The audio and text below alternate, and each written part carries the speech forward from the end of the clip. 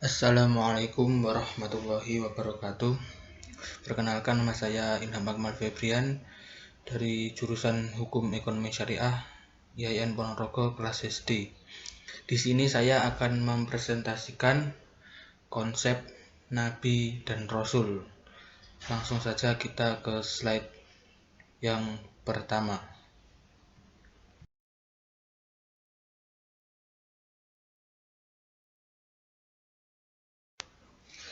Ya, yang akan kita bahas kali ini yaitu adalah konsep Nabi dan Rasul.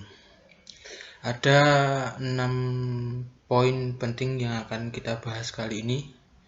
Yang pertama yaitu adalah pengertian Nabi. Yang kedua, pengertian Rasul. Yang ketiga, jumlah Nabi dan Rasul. Yang keempat, sifat Nabi dan Rasul. Yang kelima, relasi antara Tuhan, Nabi dan umat.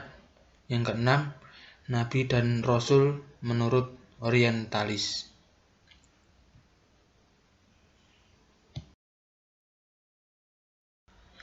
Ya, langsung saja kita masuk ke poin yang pertama, yaitu pengertian Nabi. Nabi berasal dari kata an-naba yang artinya kabar. Secara istilah, Nabi artinya orang yang diberi wahyu oleh Allah SWT. Sebagaimana kata an-naba ini digunakan oleh Nabi untuk menyebutkan wahyu dari Allah. Disebutkan dalam Al-Quran, Bismillahirrahmanirrahim, falamma nabba'aha bihi qalat man amba'aka hadza qala nabba'aniyal alim. Maka tatkala Muhammad memberitahukan pembicaraan antara Hafsah dan Aisyah, lalu Hafsah bertanya, siapakah yang telah memberitahukan hal ini kepadamu? Nabi menjawab, telah diberitahukan kepadaku oleh Allah yang maha mengetahui lagi maha mengenal. Quran Surat At-Tahrim ayat 3. Ya, lanjut poin yang kedua, yaitu pengertian Rasul. Rasul berasal dari kata al-irsal, yang artinya pengutusan seseorang untuk suatu tujuan. Secara istilah, Rasul adalah orang yang diutus oleh Allah dengan membawa risalah atau pesan tertentu dan diperintahkan untuk menyampaikannya kepada manusia dan manusia diperintahkan untuk mengikuti dia. Sebagian ulama berpendapat bahwa istilah Nabi dan Rasul tidak ada bedanya.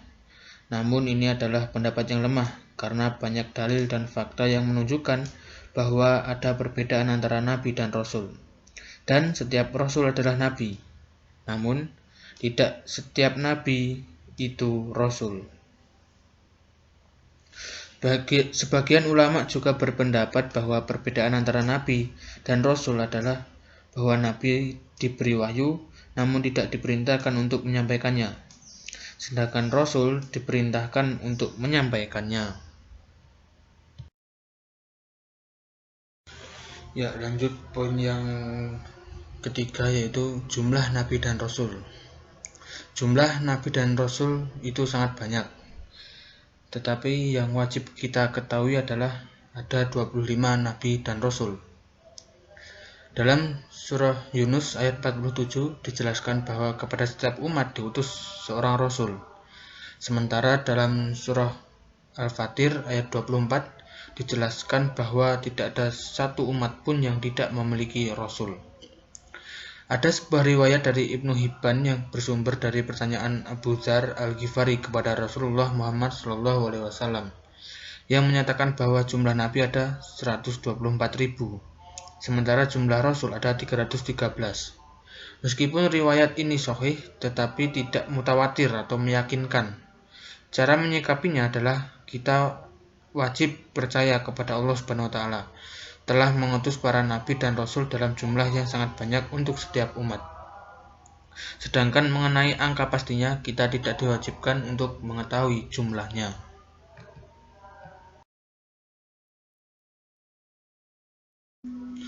Ya, lanjut ke poin berikutnya, yaitu sifat-sifat nabi dan rasul. Ya, di sifat-sifat ini ada 3, yaitu sifat wajib, sifat mustahil, dan sifat jaiz. Dan yang kita bahas pertama dulu yaitu adalah sifat wajib. Sifat wajib Nabi dan Rasul. Sifat wajib berarti sifat yang sudah pasti ada pada diri Nabi dan Rasul. Adapun sifat-sifat wajib Nabi dan Rasul yang pertama yaitu sidik. Yang pertama yaitu sidik, artinya benar. Maksudnya adalah para Rasul selalu berkata benar, baik dalam menyampaikan wahyu yang bersumber dari Allah Subhanahu wa Ta'ala, maupun benar dalam perkataan-perkataan yang berhubungan dengan persoalan keduniaan. Yang kedua yaitu amanah. Amanah berarti terpercaya. Maksudnya adalah para rasul senantiasa menjalankan tugas kenabiannya sesuai dengan tugas yang diberikan Allah Subhanahu wa Ta'ala kepadanya. Demi terlaksananya tugas itu, mereka selalu menjaga jiwa dan raganya dari perbuatan-perbuatan dosa, sehingga kepercayaan umat manusia terhadap dirinya senantiasa terjaga. Yang ketiga yaitu tabligh. Tabligh berarti menyampaikan. Maksudnya adalah para rasul senantiasa menyampaikan semua wahyu yang harus disampaikan kepada umat manusia, baik berupa pengetahuan, pedoman, maupun syariat, serta risalah kenabian yang lain. Mereka menyampaikan semua wahyu yang menjadi tugas dan tanggung jawabnya. Tidak ada satu huruf pun yang disembunyikan. Yang keempat yaitu fatonah. Fatonah artinya cerdas. Maksudnya, para rasul memiliki kecerdasan dalam menjalankan amanah, tugas, dan tanggung jawab sebagai seorang rasul. Mereka mampu memahami persoalan umat sekaligus memberikan jalan keluarnya. Mereka mampu menghadirkan hujah atau argumentasi bagi orang-orang yang menentangnya. Mereka juga mampu menanamkan kebenaran ke dalam hati orang-orang yang masih ragu kepadanya.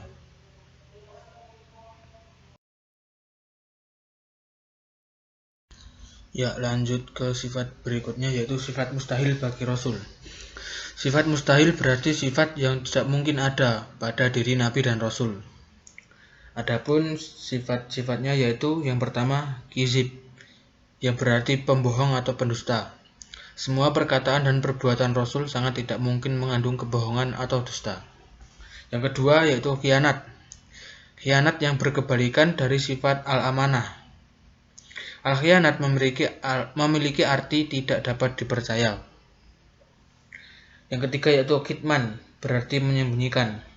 Jika Rasul memiliki sifat at-tabligh yang berarti menyampaikan wahyu dari Allah Subhanahu wa Ta'ala, mustahil baginya untuk memiliki sifat al-kitman. Yang keempat yaitu baladah, yang berarti bodoh. Yang kebalikan dari sifat al-fatonah atau yang berarti memiliki kecerdasan yang tinggi. Lanjut sifat yang ketiga yaitu sifat jais Rasul. Sifat jais Rasul ini hanya ada satu saja yaitu al-aradul basyariyah, yang artinya meskipun sebagai orang yang terpilih, para Rasul juga memiliki sifat kemanusiaan sebagaimana manusia biasa. Contohnya, Rasul bisa merasakan lapar, haus, sakit, lelah, sedih, hingga memiliki keluarga. Ya, lanjut ke poin relasi antara Tuhan, Nabi, dan umat. Yang pertama adalah Tuhan, yaitu sesuatu yang diyakini, dipuja, dan disembah oleh manusia sebagai yang maha kuasa, maha perkasa. Nabi, laki-laki pilihan Allah yang mendapat wahyu Allah untuk dirinya sendiri. Umat, penganut, pemeluk, atau pengikut suatu ajaran agama serta memegang prinsip dan kepercayaan agama yang diyakininya. Relasinya yaitu Tuhan memberi tugas untuk Nabi, kemudian Nabi menyampaikan kepada umat supaya umat kembali lagi menyembah kepada Tuhan.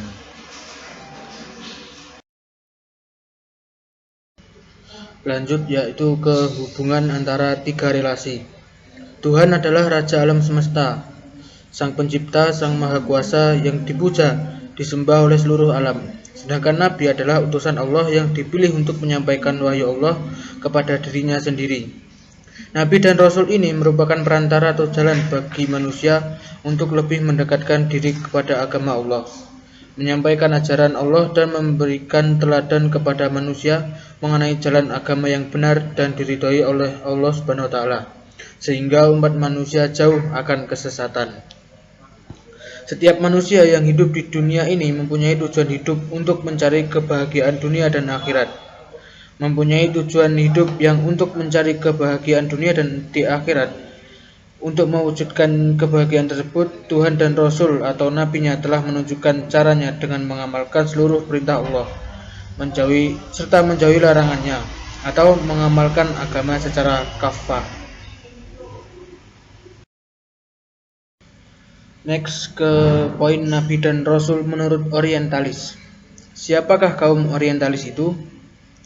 Orientalis adalah ahli ketirmuran, adalah orang-orang yang mempelajari tentang dunia Arab, Cina, Persia, dan India. Dalam perkembangan selanjutnya, kata ini identik ditujukan kepada orang-orang Kristen yang sangat berkeinginan untuk melakukan studi terhadap Islam dan bahasa Arab. Pandangan mereka terhadap Islam yaitu dalam permusuhannya terhadap Al-Quran. Kaum orientalis menempuh cara yang dilakukan oleh kaum Quraisy Mekah. Mereka memandang bahwa Al-Quran bukan wahyu Allah, tetapi hanya tulisan atau karangan Nabi Muhammad SAW. Mereka menggunakan dalil-dalil yang bersumber dari kaum penyembah berhala. Kaum orientalis ini memandang Islam dalam segala aspeknya adalah dengan kebencian dan permusuhan. Nabi dan Rasul menurut orientalis. Pandangan kaum orientalis terhadap Nabi dan Rasul. Kaum orientalis ini menuduh bahwa Nabi Muhammad SAW adalah yang pertama, Nabi Muhammad sebagai setan. Nabi Muhammad SAW adalah manusia yang sempurna, Nabi dan Rasul yang agung, serta tokoh sejarah yang berpengaruh di dunia yang paling banyak difitnah, dicaci maki, dimusuhi, dikagumi oleh musuh-musuhnya, dan dicintai pula oleh sahabat dan umatnya. Sedangkan yang banyak menfitnah dan menuduh kepada Nabi Muhammad SAW adalah kaum orientalis dengan tuduhan yang sangat keji dan tidak manusiawi, karena beliau dianggap sebagai setan. Sebagaimana yang dituduhkan oleh Nicetas of Byzantium sebagai seorang orientalis Kristen yang tidak suka kepada Nabi Muhammad SAW.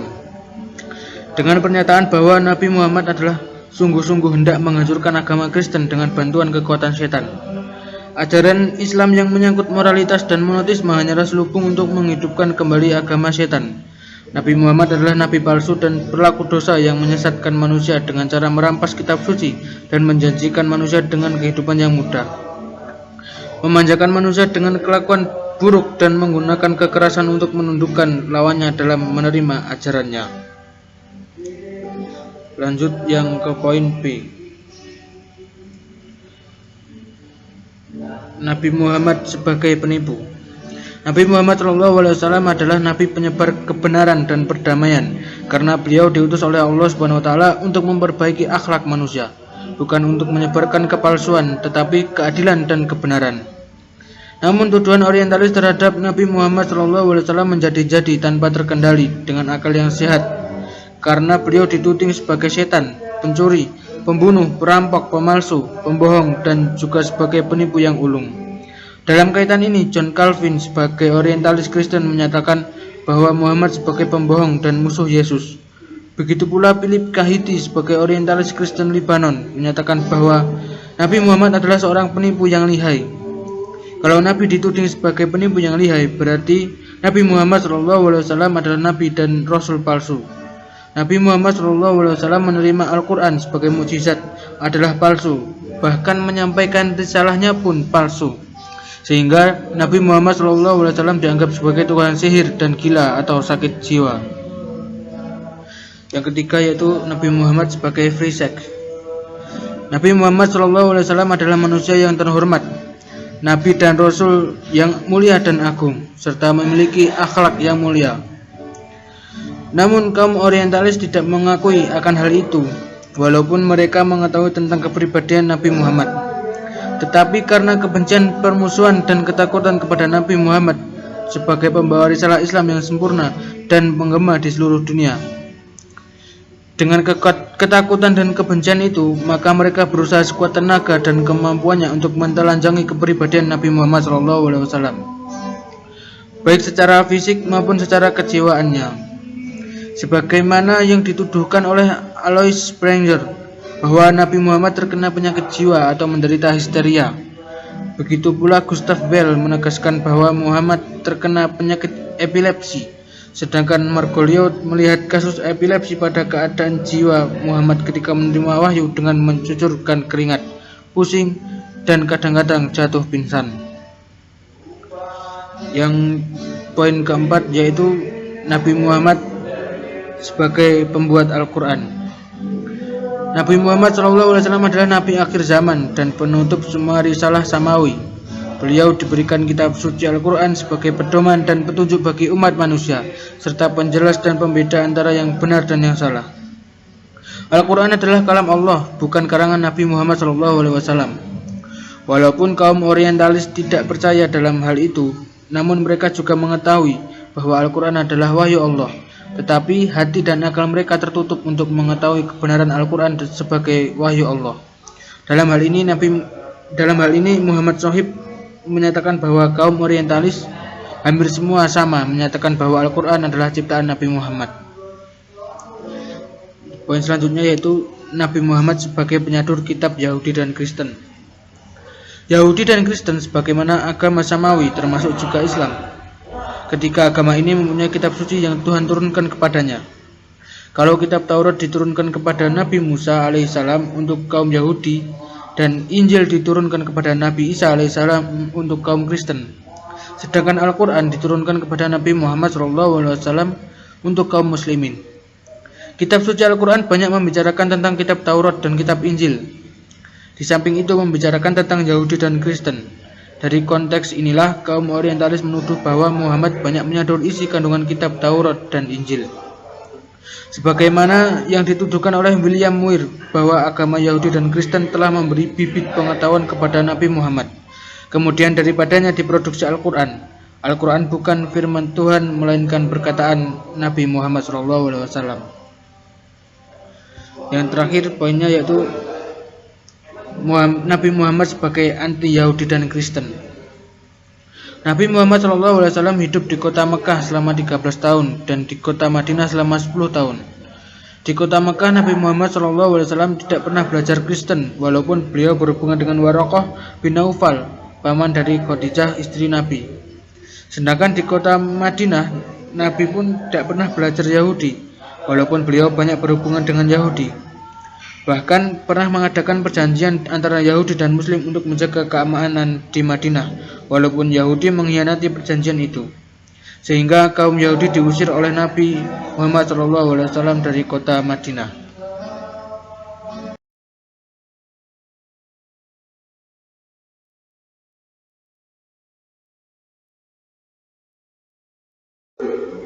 Finally, Islam adalah agama yang mengajarkan kita tentang sebuah cinta dan kedamaian.